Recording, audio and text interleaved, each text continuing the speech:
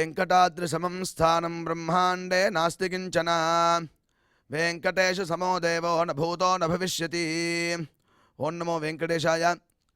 திருமலா திருப்பதி தேவஸ்தானம் ஸ்ரீ வெங்கடேஸ்வரா பக்தி சேனல் இணைந்து வழங்கும் ஸ்ரீமத் பகவத்கீதை பாராயணத்திற்கு அனைவரையும் வருக வருக என்று வரவேற்கிறோம். மூகம் கரோதி வாசாலம் அங்கும் லங்கயதே கிரிம் யத்கிருபாதமஹம் வந்தே பரமானந்த மாதவம்.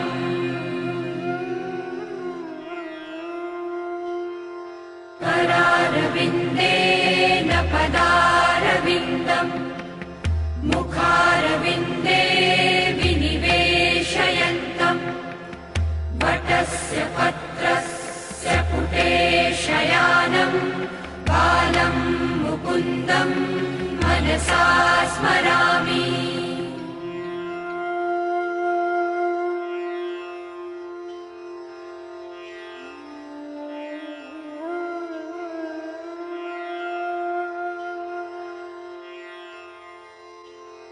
वसुदेवसुतं देवं कंसचाणूरमर्दनं देवकी परमानन्दं कृष्णं वन्दे जगद्गुरुम्. நம்மளுடைய சனாதன தர்மத்தில் கீதை ரொம்ப முக்கியமான ஒரு கிரந்தம். அதனுடைய மகாத்மியத்தில் கீதாத்யயன சீலஸ்ய பிராணாயாம பரஸ்ய ச நைவ சந்தகி பாபானி பூர்வஜன்ம கிருதானிச்சா அப்படின்னு மகாத்மியத்தில் சொல்லப்பட்டிருக்கு. கீதையை எவன் ஒருவன் அத்தியனம் செய்துட்டா இருக்கானோ அது ஒன்று இல்லாமல் பிராணாயாம பரஸ்யச்ச பிராணாயாமம் எவன் ஒருவன் செய்து கொண்டே இருக்கிறானோ நைவ சந்தகி பாப்பானி பூர்வஜன்ம கிருதானிச்சா அவனுக்கு பாபமானது போகிறது அப்படின்னு மகாத்மியத்தில் சொல்லப்பட்டிருக்கிறது. அதையே தொடர்ந்து நம்ம பார்த்தோம்னா அசுபானி நிராச்சஷ்டே இது ஒரு மங்களமான விஷயம் அப்படின்னு சொல்லப்படுறது. அது என்ன பண்ணுறதுன்னா அசுபானி நிராச்சஷ்டே அசுபங்களை தூர விளக்கிறதா. தனோதி சுபசந்ததிம் தனோதி வளர்க்கிறதா. ஒரு சுப சந்ததியை நல்ல விதமான செயல்களை நல்ல விதமான சந்ததியை தனோதி வளர்க்கறது கொடுக்கிறது அப்படின்னு அர்த்தம் பண்ணுறார். எதிரானா ஸ்மிருதி மாத்திரேன யத் பும்சாம் பிரம்மா தன் தத் மங்களம் விதுஹு அதே மங்களம் அப்படின்னு சொல்கிறார். ஸ்மிருதி மாத்திரேன யத் பும்சாம் அதை ஸ்மரிச்சாலே போதுமா முன்னாடி சொன்ன சுபசந்ததியை தரும். அசுபானி நிராச்சஷ்டே அசுபங்களை விளக்கக்கூடியதாக இருக்குது. அதுதான் பிரம்மா தத் மங்களம் விதுஹு அதுவே மங்களம்னு தெரிஞ்சுக்கோ அப்படின்னு இந்த பகவத்கீதையை மங்களமாகவும் எல்லாத்தையும் கொடுக்கக்கூடியதாகவும் வர்ணிச்சிருக்கா. அப்பேற்பட்ட இந்த பகவத்கீதைக்கு ஆரம்பிக்கிறதுக்கு முன்னாடி நாம் அனைவரும் குரு பிரார்த்தனை மற்றும் சங்கல்பத்தோட இந்த நிகழ்ச்சியை துவங்கலாம்.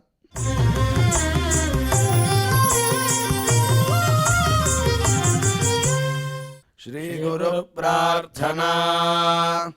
गुरुर्ब्रह्मा गुरुर्विष्णुर्गुरुर्देवो महेश्वरः गुरुः साक्षात् परं ब्रह्म तस्मै श्री गुरवे नमः.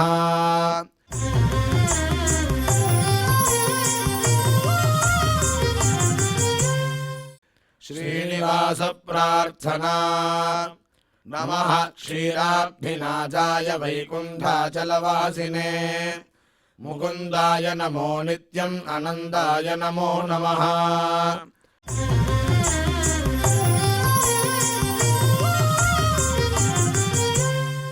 अथ श्रीमद्भगवद्गीता पारायण संकल्पः. श्रीमदादिवराह क्षेत्रे विराजमानस्य अखिलाण्डकोटि ब्रह्माण्ड नायकस्य श्री पद्मावती जानेः भगवतः श्री वेंकटेश्वर स्वामिनः दिव्य सन्निधौ जगद्गुरोः श्रीकृष्ण परमात्मनः अनुग्रहेण समस्त प्रपंचस्य विशेषतः भारतदेशस्य उत्तरोत्तर शुभसंवत्समृद्ध्यर्थं श्रीमद्भारतदेशगत तपस्विजन तपोबलवृद्धिद्वारा समस्तस्यापि मानवसमाजस्य सर्वारिष्टपरिहारार्थम् एतद्देशवासिनां सर्वेषां सज्जनानां योगक्षेमार्थं राष्ट्रविरोधिनां निबर्हणद्वारा जनानां चित्तशान्ति चित्तस्थैर्य सन्तोषादि अभिवृद्ध्यर्थम् एतद्देशवासिनां परस्परविद्वेष परस्परनिन्दा परस्परहिंसादीनां निवृत्त्यर्थं परस्परसौमनस्य सिद्ध्यर्थं समस्तपापक्षयार्थं श्रीमन्नारायणप्रीत्यर्थं श्रीपरमेश्वरप्रीत्यर्थं श्रीमद्भगवद्गीतायाः अखण्डपारायणं करिष्यामहे।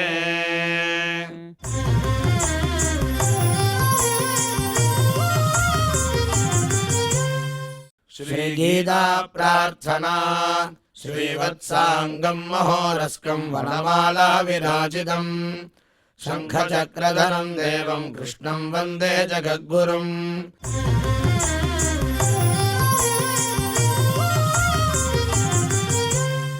पार्थाय प्रतिबोधितां भगवता नारायणेन स्वयं व्यासेन ग्रथितां पुराणमुनिना मध्ये महाभारतम् अद्वैतामृतवर्षिणीं भगवतीम् अष्टादशाध्यायिनीम् अम्ब त्वामनुसन्ददामि भगवद्गीते भवद्वेषिणीम्।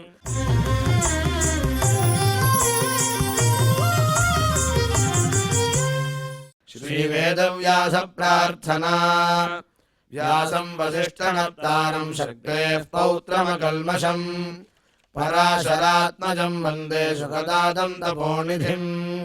यत्र योगेश्वर कृष्णो यत्र पार्थो धनुर्धरः तत्र श्रीर्विजयो भूतिर्ध्रुवाणि धर्मधर्ममा।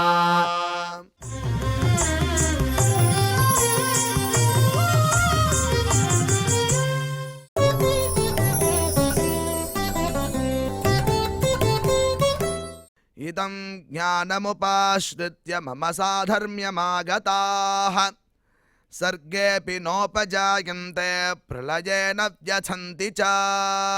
இப்பொழுது பிரம்மஸ்ரீ டாக்டர் ஊவே அனந்தபத்மநாபாச்சாரியார் அவர்கள் பகவத்கீதை ஸ்லோகங்களுக்கு அர்த்தத்தை விவரிப்பார். அதை கேட்டு மனதில் வாங்கிக் கொள்வோம்.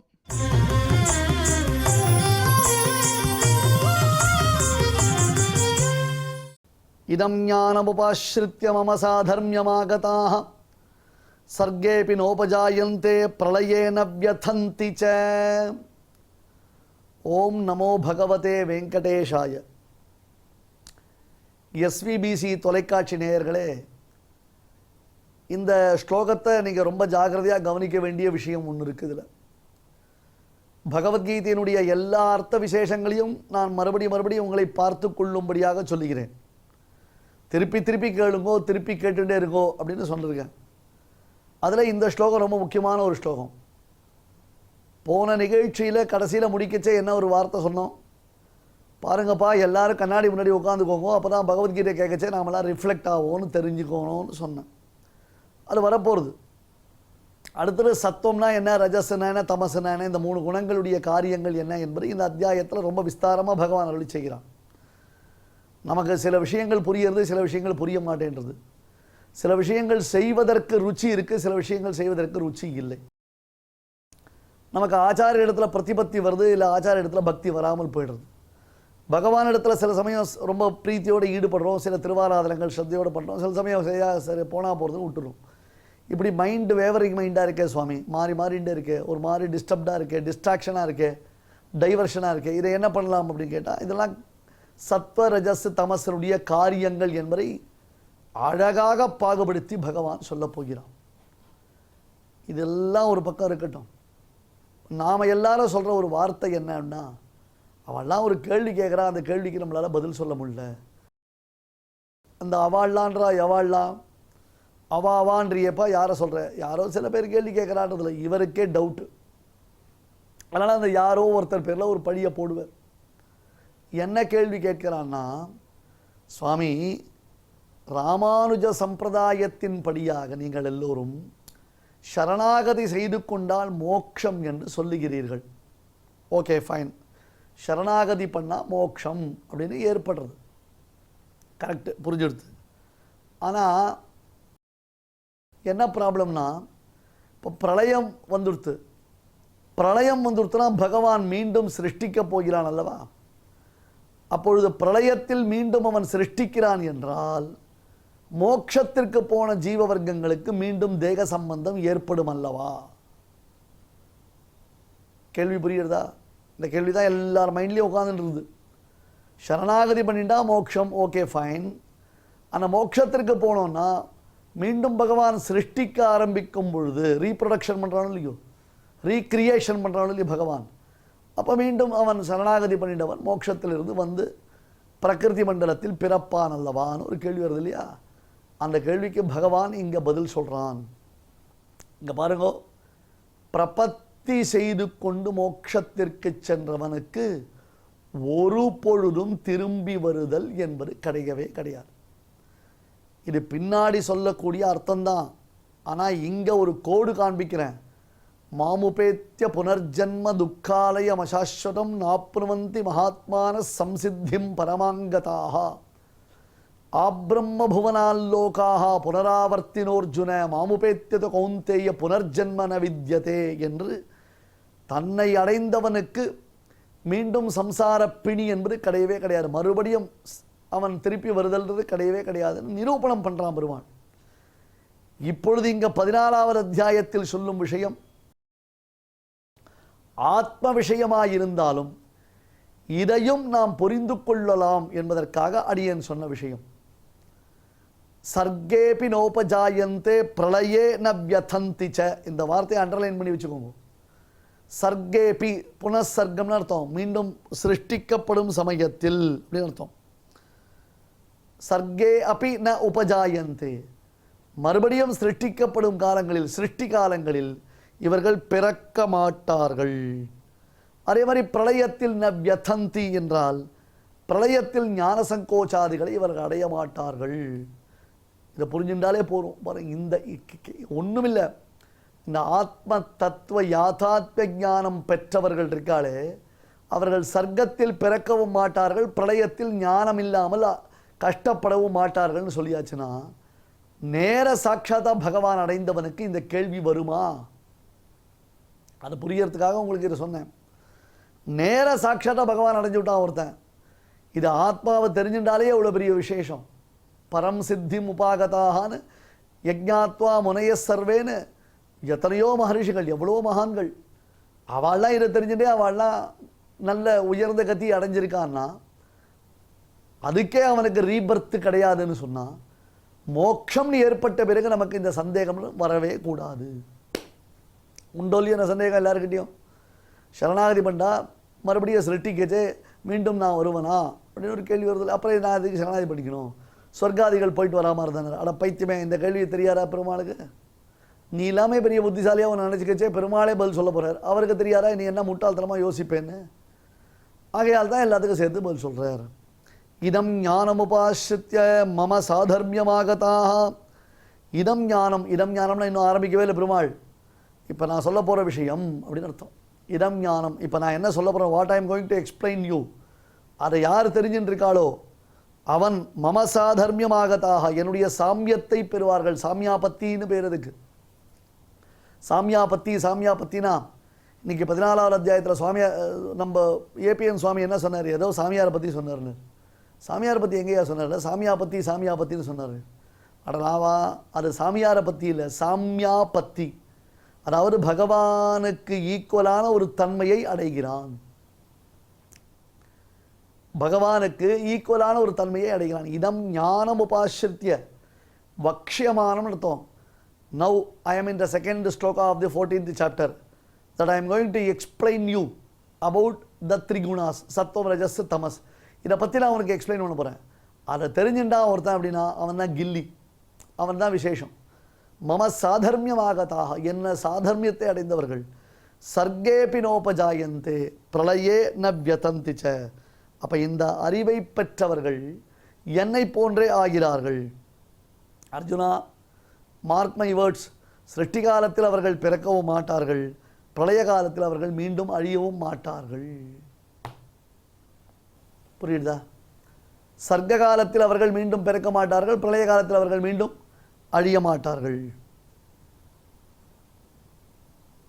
இந்த ஞானம் சித்திக்கிறது கஷ்டம். அவ்வளோ தூரம் நம்ம எங்கே யோசிக்கிறோம்? கண்டதே காட்சி கொண்டதே கோலம்ன்ற மாதிரி நாம் போயிட்டுருக்கோம். நமக்குன்னு சில புஸ்தகங்கள் கிடச்சிடுறது கூகுளில். அதை வச்சு முன்னாடி பின்னாடி நம்ம பெரட்டினோம்னா நமக்கு என்னவோ புக் ரீட் விளையாடுற மாதிரி புஸ்தகத்தை அப்படி அப்படி திருப்பி என்ன கண்ணில் படுறதோ அதான் அர்த்தம்ன்ற மாதிரி நம்ம புரிஞ்சுக்கணும். நம்ம ஸ்ரீபாஷ்யக்காரர் எவ்வளோ அழகாக நமக்கு நிர்வாகம் பண்ணி காண்பிக்கிறார் பாருங்க. அதனால தான் ஒரு விஷயம் சொன்னேன் நேற்றைய உபன்யாசத்தில், ஞாபகம் இருக்கா? அர்ஜுனன்றவன் கன்றுக்குட்டி, உபனிஷத் என்பது பசுமாடு, கிருஷ்ணன் என்பவன் இடையன், பசுவின் பால் என்பது கீதை. அர்ஜுனன் என்னும் ஒரு கன்றுக்காக கீதை என்னும் பசும் பாலை, காராம் பசுவின் பாலை கறந்தளித்தான் கிருஷ்ணன். கன்றுக்குட்டி பசுவினிடத்தில் பால் சாப்பிடுறது, ஆனால் கன்றுக்குட்டிக்கு காஃபி சாப்பிட தெரியுமா? பசு மடியிலேருந்து. கன்றுக்குட்டி பாதாங்கீர் சாப்பிடுமா? கன்றுக்குட்டி பால் கேக் சாப்பிடுமா?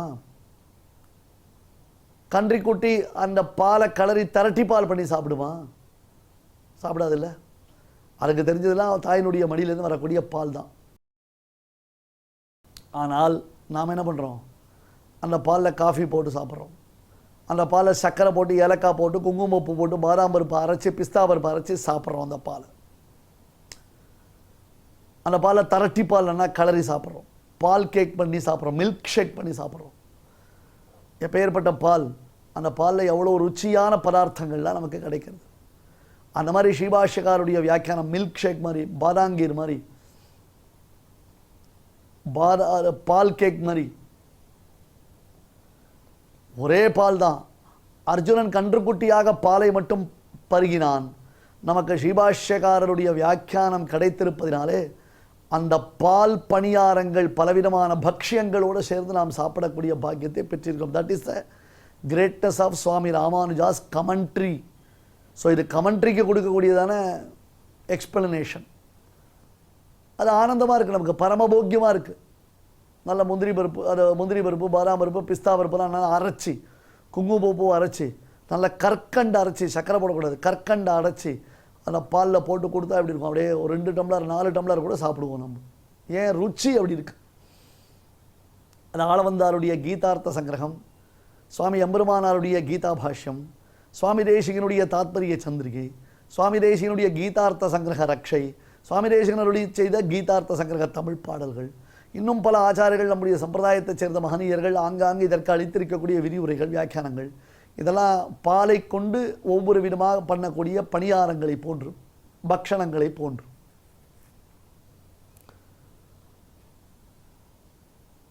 அப்போ கிருஷ்ணன் இந்த ஸ்லோகங்கள் எல்லாம் சொல்லி நமக்கு புரிய வைக்கிறான் என்றால் எதை நாம் புரிந்து கொள்ள வேண்டும்? இந்த ஆத்ம தத்துவம் எவ்வளவு சமமானது, அதை புரிந்து கொள்வது எவ்வளவு கடினம், ஆனால் அதை புரிந்து கொண்டோம் என்றால் எவ்வளவு ஆனந்தம் நமக்கு உண்டாகும். அதை புரிஞ்சுக்கணும், அதை கொஞ்சம் கவனித்து தெரிஞ்சுக்கணும். கீழே சொன்ன அந்த குணங்களை நாம் மிஸ் பண்ணவே கூடாது. அமானித்துவம், அதம்பித்துவம், அஹிம்சா, க்ஷாந்தி, ஆர்ஜவம். இதுதான் எங்கள் ஆச்சாரியனுடைய தனியனில் உண்டு. ஈர்ஷா டம்ப விவர்ஜிதம் சுபகுணைஹி பாந்தம்.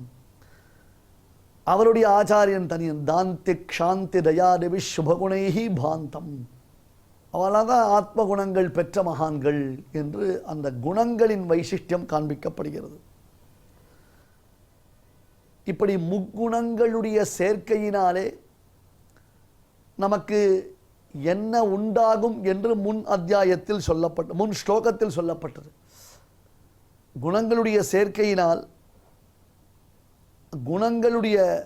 குணங்களின் தன்மை குறித்ததான அறிவு, சத்வம் ரஜஸ் தமசு என்னும் 3 குணங்களின் தன்மை குறித்ததான அறிவு. அந்த அறிவினால் நமக்கு என்ன உண்டாகும்? ஞானாத்து ஞானமுத்தமம் நாம் பரமாத்மா. ஞானத்தை காட்டிலும் ஞானங்களுக்குள்ளே இது சிறந்தது.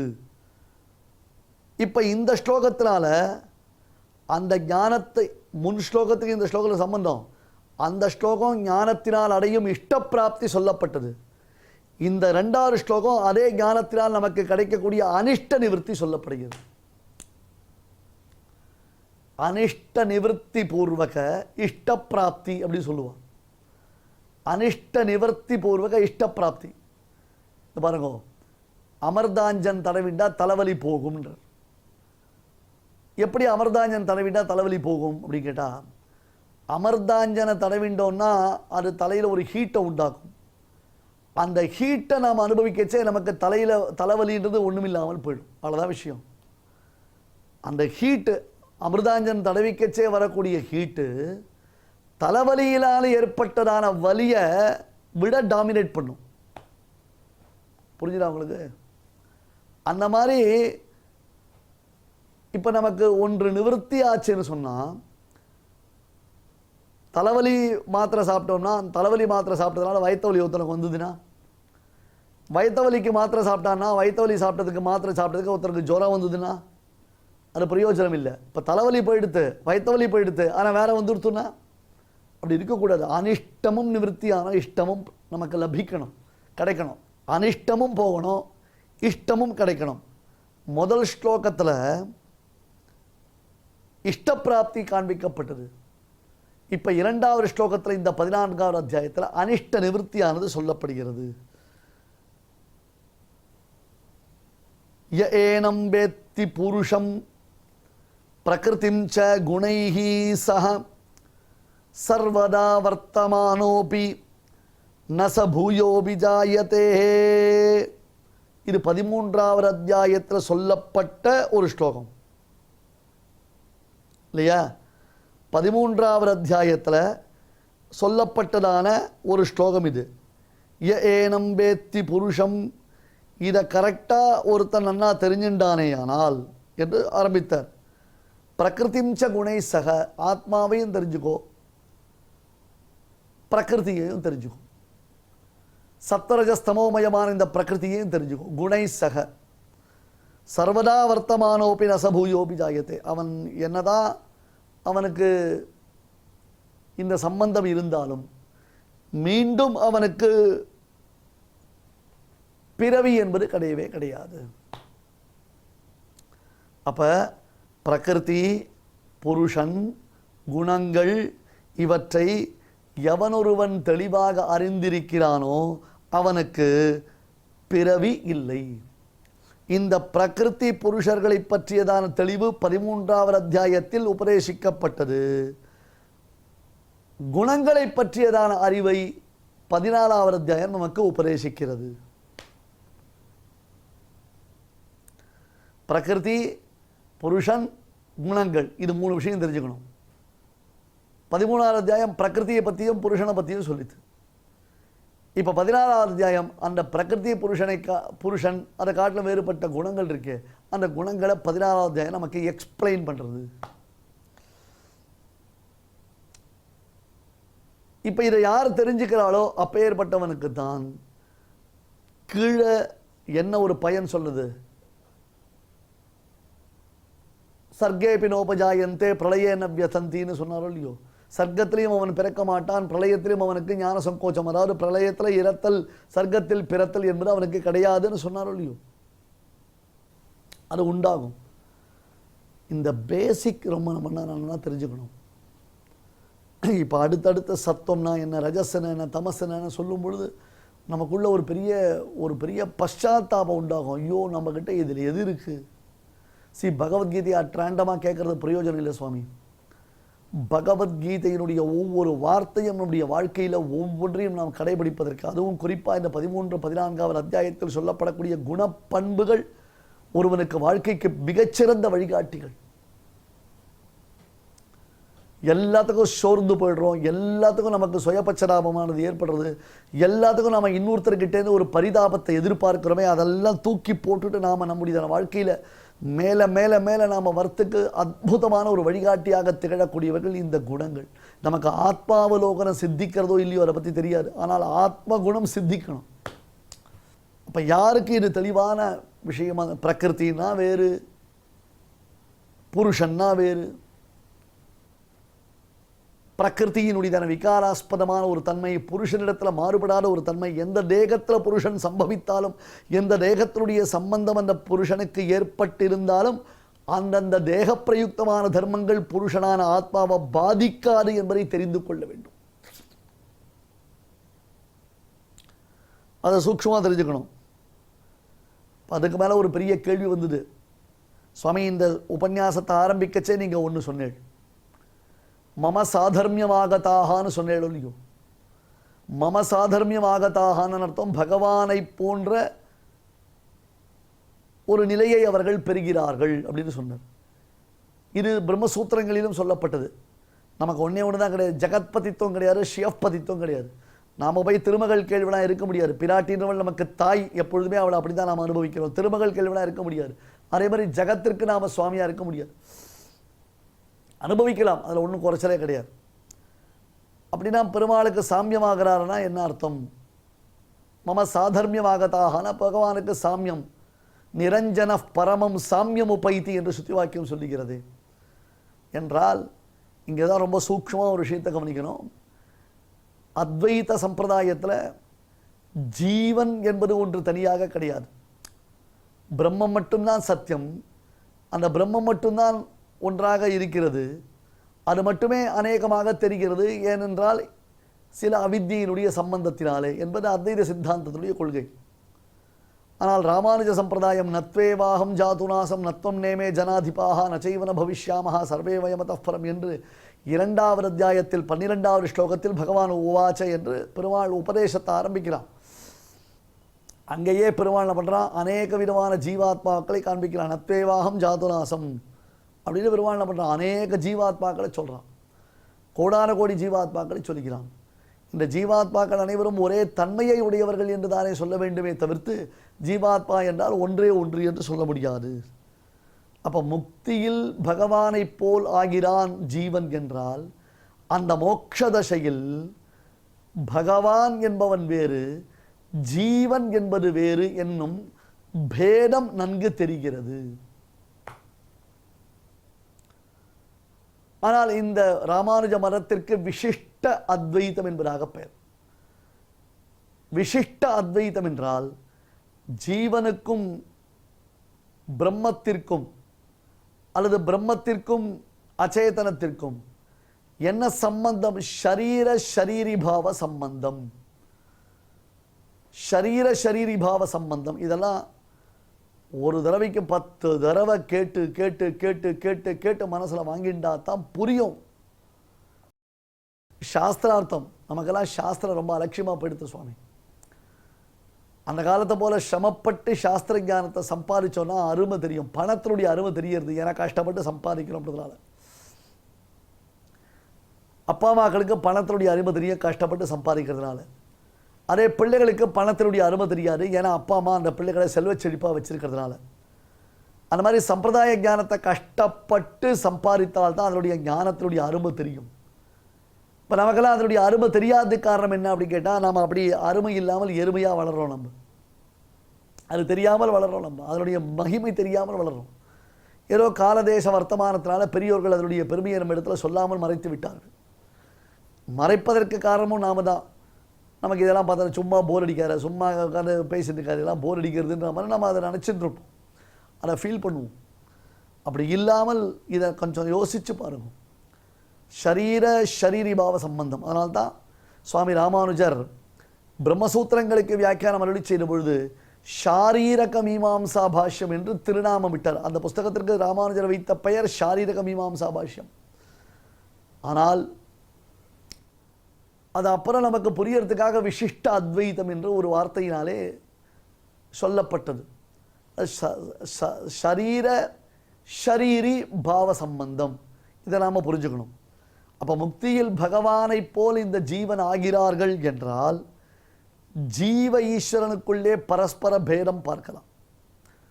அதே மாதிரி ஜீவர்களுக்குள்ளே பத்தன் முக்தன் நித்தியன் என்னும் பேதத்தையும் நாம் பார்க்கலாம். பத்தன் என்பவன் சம்சாரத்தை தொடர்பவன், இன்னும் ஸ்டில் கண்டினியூவேஷன், சம்சாரம் பந்தம் அவனுக்கு தொடர்ந்து கொண்டே இருக்கிறது. முக்தன் என்பவன் நேற்று வரையிலும் சம்சாரத்தில் இருந்தவன், பிறகு சரணாகதியினாலே மோட்சத்தை அடைந்தவன். நித்தியன் என்பவன் எப்பொழுதுமே சம்சார பந்தமே இல்லாதவன், பகவானுடைய அந்தரங்கமான கைங்கரியத்தை செய்து கொண்டிருப்பவன். இப்படி ஜீவ வர்க்கத்துக்குள்ள பேதம் இருக்கா. அதுக்கப்புறம் ஜீவாத்மாக்களுக்குள்ள அநேக ஜீவர்கள்ன்றதான விஷயத்தில் பேதம் உண்டு. மற்றபடி ஜீவஸ்வரூபத்தில் பேதம் கிடையாது. ஞானானந்த ஸ்வரூபம், பரமாத்மாவிற்கு தாசபூத ஸ்வரூபம், அந்த விஷயத்திலாம் வித்தியாசம் கிடையாது. அதெல்லாம் போட்டு கன்ஃபியூஸ் பண்ணிக்கூடாது. முதல்ல பகவானை காட்டிலும் தத்துவத்திரயம்ன்றதை புரிஞ்சுக்கணும். தத்துவத்திரயம்னா அர்த்தம் ஈஸ்வரன், அவனுக்கு ஒரு விசேஷம், அவனுக்கு ஒரு பெருமை. அடுத்தது சித்து அச்சித்து ஈஸ்வரன். சித்துனா ஜீவனுக்கு நமக்கு பேர், அச்சித்துனா ஜீவனாகிற நம்மை தவிர்த்து உலகத்தில் எல்லாமே அச்சித்து. ஈஸ்வரன் என்றாலே பரமாத்மா இவற்றை காட்டிலும் விலக்ஷண பூதன், இவற்றை காட்டிலும் வேறுபட்டவன் என்று இந்த தத்துவத்திரய விபாகம் என்பதும் இந்த ஸ்லோகத்தினாலே காண்பிக்கப்படுகிறது. சரியா போச்சா? முதல் ஸ்லோகத்திற்கும் இரண்டாவது ஸ்லோகத்திற்கும் சங்கதி என்ன? முன் ஸ்லோகத்தில் இஷ்டப்பிராப்தி என்பது காண்பிக்கப்பட்டது, இந்த ஸ்லோகத்தில் அனிஷ்ட நிவர்த்தி என்பது காண்பிக்கப்படுகிறது. நண்பர்களே, கொஞ்சம் போர் அடிக்கிற மாதிரி தான் இருக்கும், ஆனால் கொஞ்சம் டெக்னிக்கலான பாயிண்ட் இதெல்லாம். திருப்பி திருப்பி ஒரு தடவை நாம் யோசிச்சாதான் புரியுன்றதுக்காக திருப்பி அடியர் சொல்லிட்டு இருக்கேன். பரம்பூயா பிரவக்ஷாமி ஞானானாம் ஞானமுத்தமம் யஜ்ஞாத்வா முனையா சர்வே பராம் சித்திம் இதோகதாக என்று இஷ்டப்பிராப்தி, பராம் சித்திம் எது தேவை நமக்கு? பராம் சித்தியம், உத்கிருஷ்டமானது ஒரு சித்தி நமக்கு தேவை. அந்த உயர்ந்த சித்தியை அடைந்தார்கள் மகரிஷிகள். 4 பெரியவான வழியில் போனால் தான்றதை நமக்கு புரியும், ஒத்துப்போம்.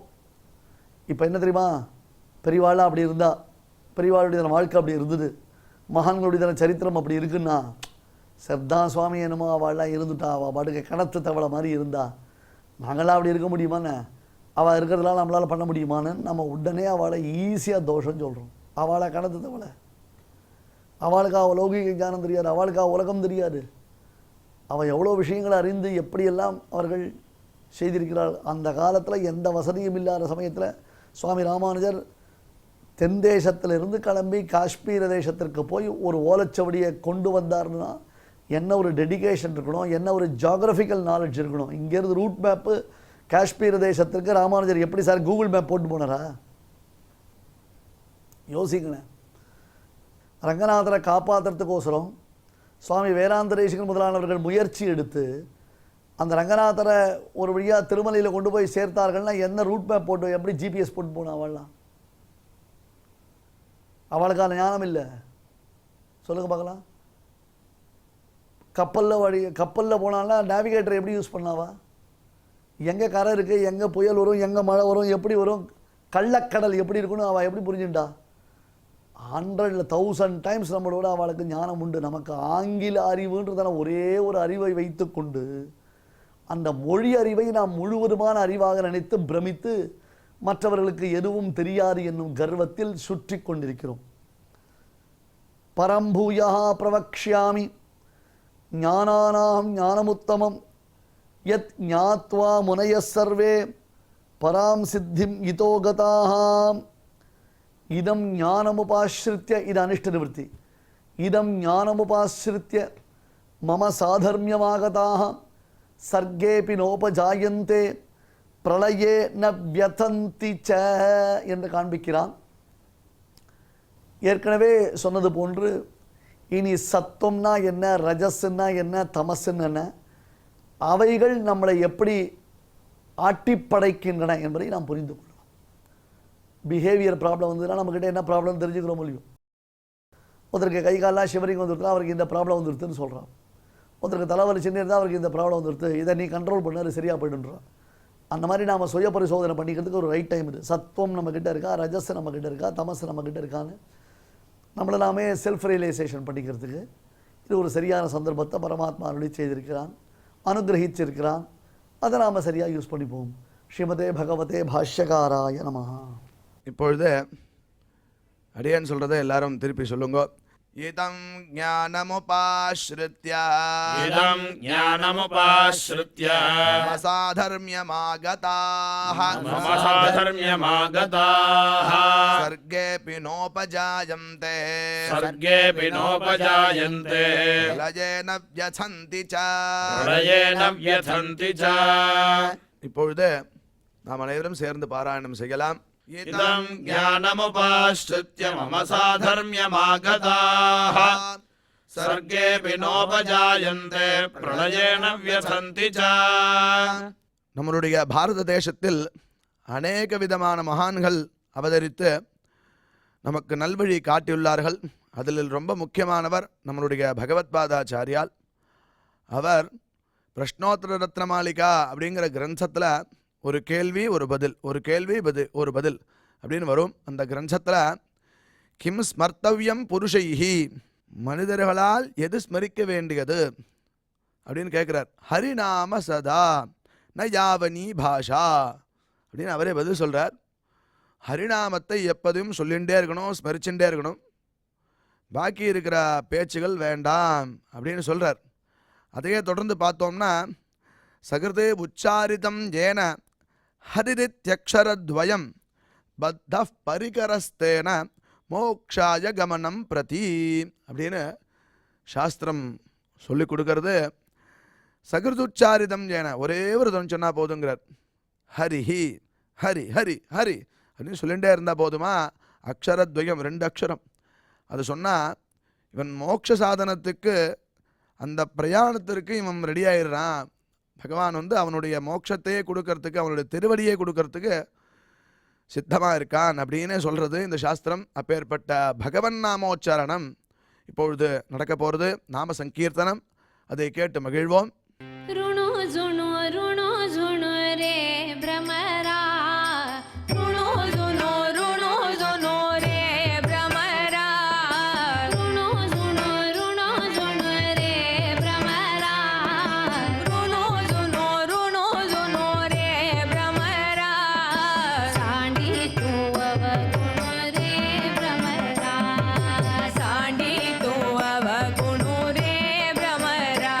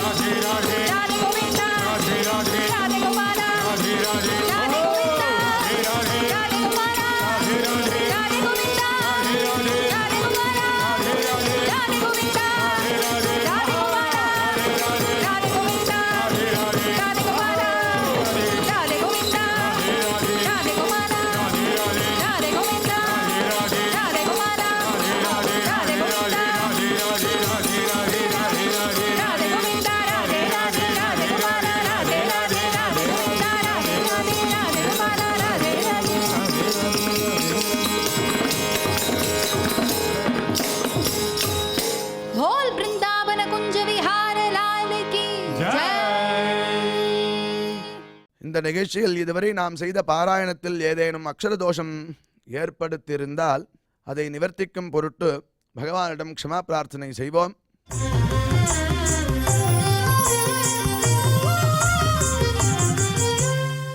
अथ क्षमा प्रार्थना यदक्षरपदभ्रष्टं मात्राहीनं च यद्भवेत् तत्सर्वं क्षम्यतां देवनारायण नमोऽस्तु ते।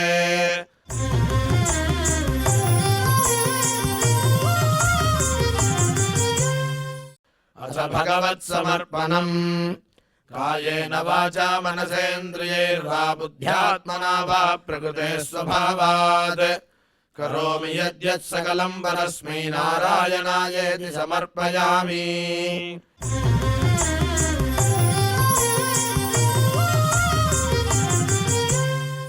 अथ लोकक्षेम प्रार्थना सर्वे भवन्तु सुखिनः सर्वे सन्तु निरामयाः सर्वे भद्राणि पश्यन्तु मा कश्चित् दुःखभाग् भवेत्। சுவாமியின் அருள் நாம் அனைவருக்கும் கிடைக்க வேண்டி மங்களாசாசனத்துடன் இன்றைய நிகழ்ச்சி நிறைவு பெறுகிறது. மீண்டும் இதே நிகழ்ச்சியில் நாளை சந்திப்போம். ஓம் நமோ வெங்கடேஷாய.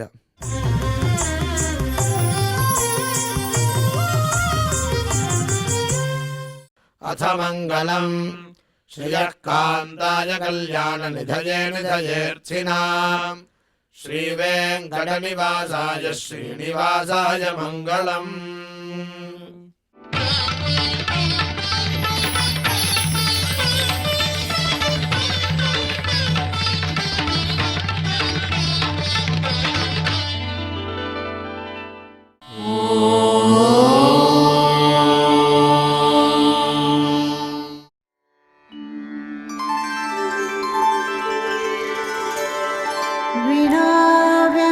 विनाव्यङ्कटेशं ननाथो ननाथः सदा व्यङ्कटेशं स्मरामि स्मरामि। हरे व्यङ्कटेश प्रसीद प्रसीद प्रियं वेङ्कटेश प्रयच्छ प्रयच्छ।